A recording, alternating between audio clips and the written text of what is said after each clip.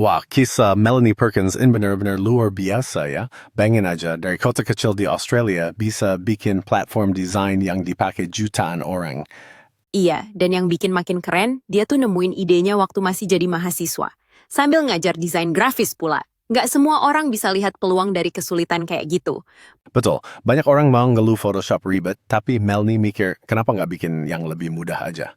Dari situ lahir Canva. Dan dia nggak langsung bikin Canva loh, tapi mulai dari Fusion Books dulu.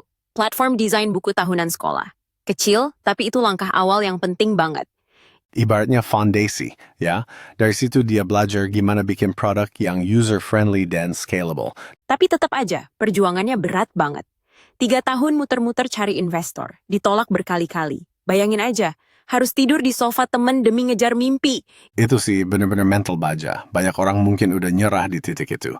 Dan yang lucu, dia sampai belajar kitesurfing cuman biar bisa deket sama investor, Bill Tai.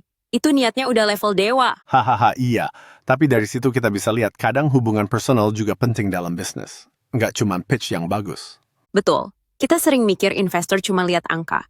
Padahal mereka juga lihat karakter dan ticket foundernya. Dan akhirnya Canva resmi diluncurkan tahun 2013 cuma butuh beberapa tahun buat jadi unicorn. Gila sih. Valuasinya sekarang lebih dari 40 miliar dolar US. Padahal awalnya cuma pengen bikin desain jadi gampang buat semua orang. Itu pelajaran banget sih. Nggak perlu ide yang rumit-rumit, yang penting bisa nyelesain masalah nyata.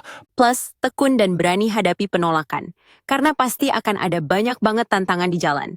Nah, dari kisah Melanie, kita juga belajar pentingnya visi yang jelas. Karena itu yang bikin dia terus jalan meskipun berkali-kali gagal. Setuju. Tanpa visi, semangat kita gampang padam.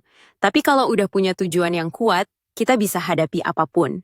Jadi, buat kamu yang lagi ngerintis bisnis atau punya ide, jangan takut gagal.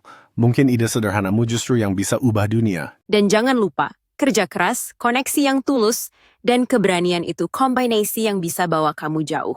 Oke, itu dulu buat episode kali ini. Semoga kisah Melanie Perkins bisa jadi penyemangat kamu hari ini. Sampai ketemu di episode berikutnya. Tetap semangat dan terus berkarya.